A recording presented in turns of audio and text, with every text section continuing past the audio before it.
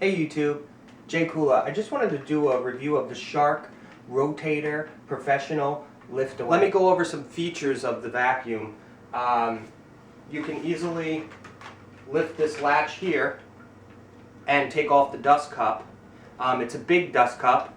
You release this latch and it's going to open up the bottom part so you can get out the dirt and the dust that you collect when vacuuming. You open this one and it opens up the top.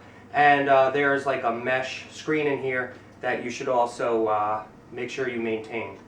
You could just wipe it out with your hand or whatever. As you can see, this one, it's well used after a year and a half of use. While I have the dust cup off, I'll just show you the filter, which is pretty dirty at this moment. I have cleaned it before, but it definitely gets dirty. I do vacuum about once a day.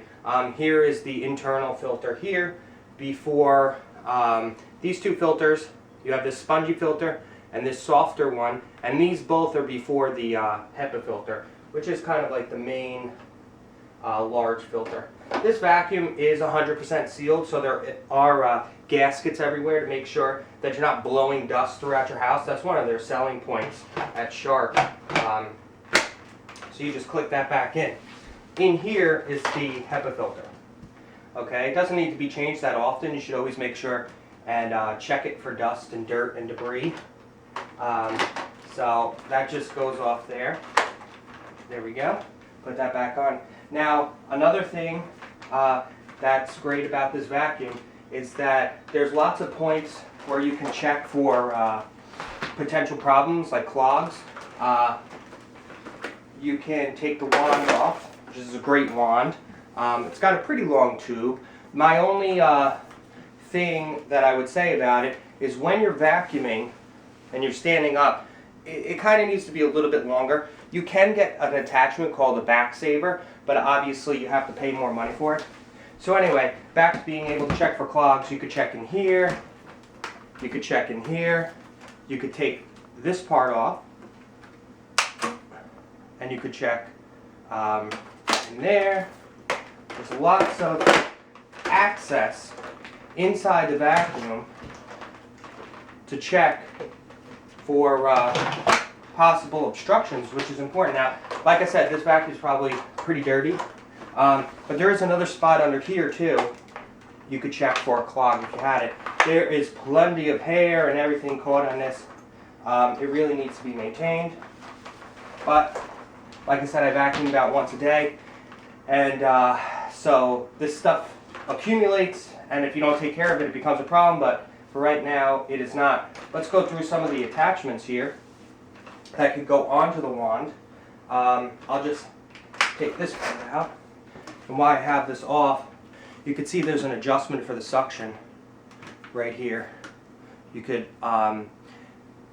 adjust how much suction the vacuum has by opening up these little slots. Now, why is that good? Let's say you're doing like a mat, a doormat by a doormat, and it's made out of rubber on the bottom. So if you have full suction, you're not going to be able to move the vacuum over it. The mat's going to suck up into the vacuum. You're not going to be able to vacuum it. So you can dial down the suction a bit and still be able to take care of it. About the attachments. So I have this one here, and these are the attachments that came with my model that I got. There's different setups that you can get. So this is cool because it extends out. It's like this wand piece, this wand attachment. It extends out, which is nice, and it really does clip into place nicely. It feels like it's made pretty well, and that's one of the things that I do like about this vacuum. At the price point, it does seem like it's made pretty well. You have a brush for maybe doing on top of fans, stuff like that, but one of the cool things is that you take that off, and then you have this material that you could get pet hair off a couch, something like that. Alright. It did come with a turbo brush. I don't have steps, so I don't really use the turbo brush. You can use it on like furniture, stuff like that. However, I haven't found it that useful myself. I usually just go with the wand attachment. I usually go with the wand, or I take this off and I use this and then use the pet brush under here to get hair off couch, stuff like that. But I could imagine that the turbo brush is effective on steps, stuff like that. But it does run by the suction of the vacuum. It doesn't have a motor in it. It doesn't have a motor like this brush. This brush is rotated by a motor, where the turbo brush is rotated.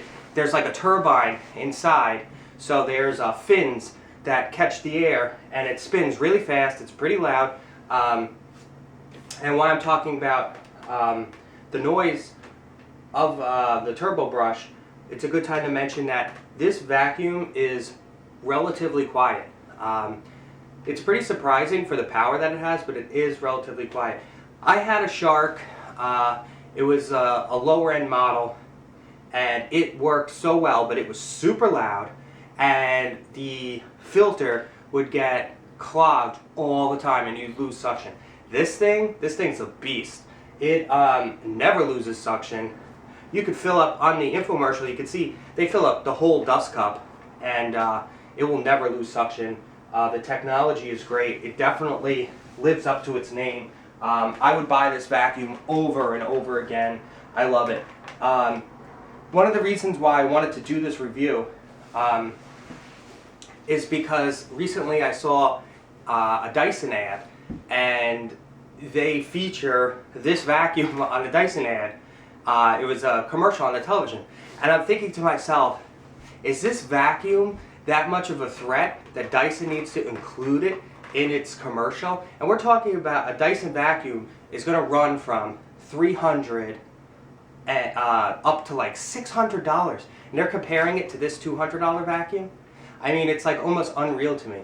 But they are doing it, so that means that this vacuum is a true threat. And I don't really know how much market share that Shark gets of the vacuum industry, but obviously Dyson must be scared, because they keep putting this vacuum in their commercials. I mean, it's pretty funny.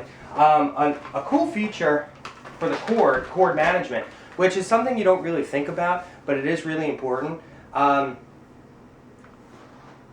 They included this little clip back here to hold the cord up when you're vacuuming, which is great. I mean, you could always hold it in your hand, but sometimes if you're holding it in your hand and you get some slack, it goes on the floor. So this is a really great feature.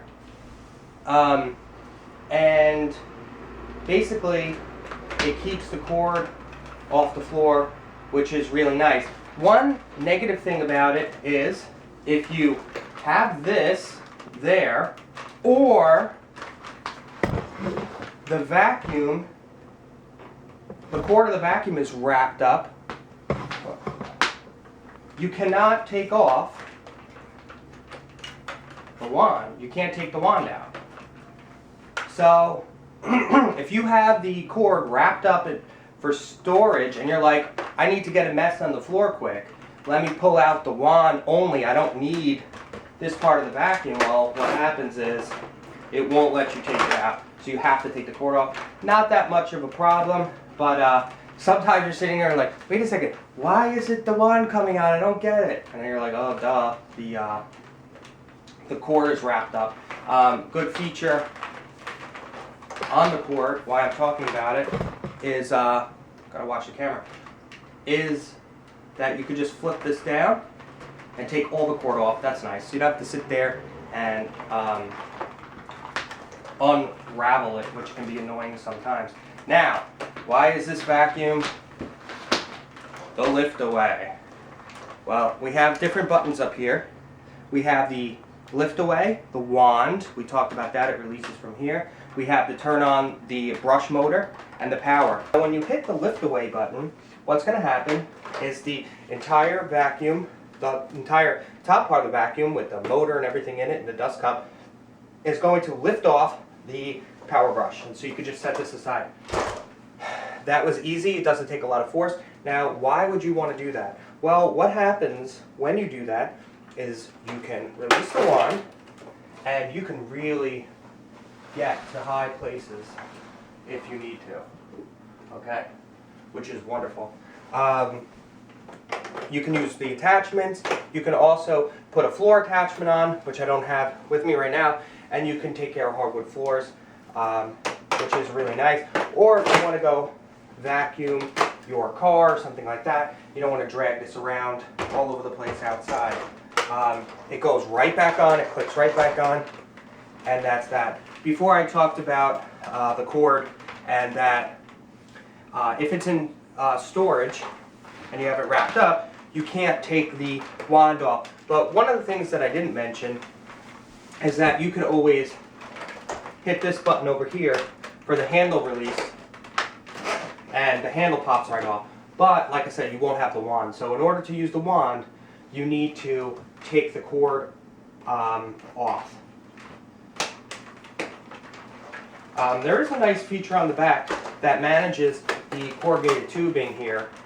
There's like a clip, and what you do is you just push it and it just grabs that tubing on the back and holds it in place, which is a nice feature. I hope you enjoyed my review of the Shark Rotator Liftaway Professional Vacuum. My final impression is that I really love this vacuum. I use it all the time. I've had it for a year and a half. I've never had a problem with it, never had a clog. So it's definitely, in my book, a wonderful vacuum. If you have the money to buy a Dyson or a Kirby or something like that, be my guest. I'm kind of on a budget, so this is my vacuum, and it is amazing. So, as always, thanks for watching.